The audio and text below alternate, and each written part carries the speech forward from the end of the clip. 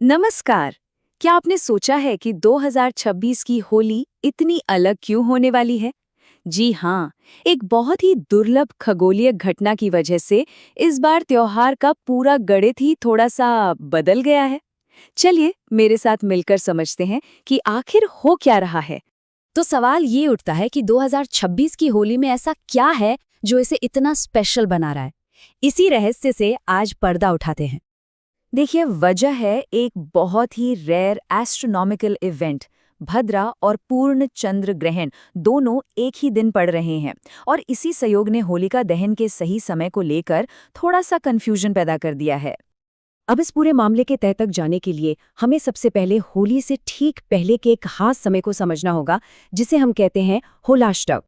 तो ये होलाष्टक आखिर है क्या? ये होली से ठीक पहले के 8 दिन होते हैं और ज्योतिष और हमारी धार्मिक मान्यताओं के हिसाब से इस दौरान कोई भी नया या शुभ काम जैसे शादी ब्याह या गृह प्रवेश शुरू नहीं किया जाता। इसे एक तरह से अशुभ माना जाता है। और ये जो संख्या है ना 8, इसका बहुत बड़ा महत्व है। ये सिर्फ एक गिनती नहीं है, बल्कि ये उन 8 दिनों को दिखाती है जब भक्त प्रहलाद को बहुत ज्यादा कष्ट सहने पड़े थे। असल में कहानियों के मुताबिक राजा हिरण्यकश्यपु को अपने बेटे प्रहलाद की भगवान विष्णु के लिए भक्ति बिल्कुल पसंद नहीं थी, तो उसने इन्हीं 8 दिनों में प्रहलाद को तरह तरह से सताया, बहुत यातनाएं दी, लेकिन हर बार ईश्वर की कृपा से प्रहलाद बच गए। बस इसीलिए इन दिनों को थोड़ा अशुभ मानते हैं। और देखिए, इसी कहानी से जुड़ता है होली का सबसे बड़ा और सबसे जरूरी रिचुअल, मतलब होलिका दहन। तो हुआ ये कि जब हिरण्यकश्यपु के सारे दांव फेल हो गए, तो उसने अपनी बहन होलिका को बुलाया। अब होलिका को एक वरदान मिला हुआ था कि आग उसे जला नहीं सकती।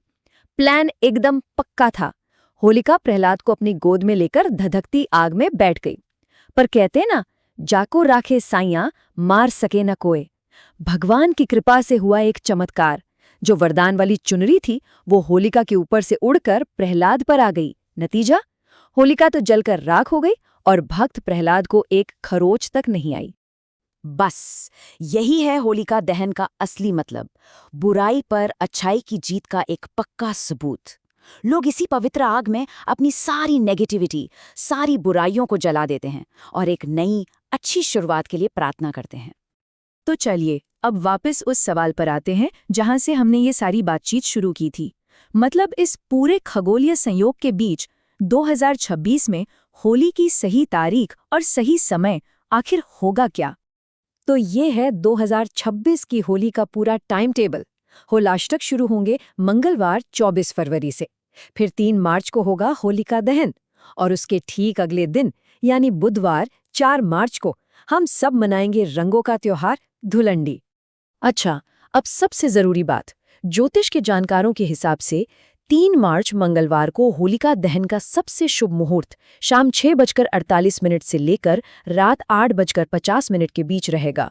और ध्यान देने वाली बात यह है कि ये समय चंद्र ग्रहण और उसके सूतक काल के खत्म होने के बाद का है, यानी ये मुहूर्त इस अनुष्ठान के लिए पूरी तरह से सेफ और शुभ है।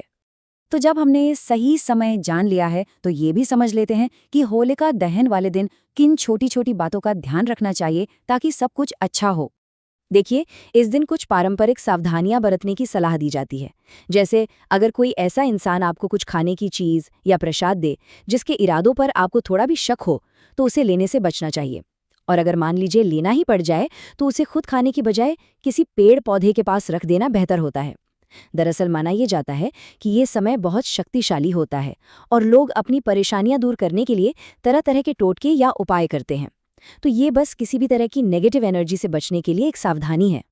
तो अंत में ये सारी बातें हमें एक बहुत ही दिलचस्प सवाल पर लाकर खड़ा कर देती हैं कि जब हजारों साल पुरानी आस्था ब्रह्मांड के खगोलीय नियमों से मिलती है, तो ये हमें अपनी परंपराओं के लचीलेपन और उनके गहरे अर्थ के बारे में क्या सिखाती है? सोचने वाली बात है ना?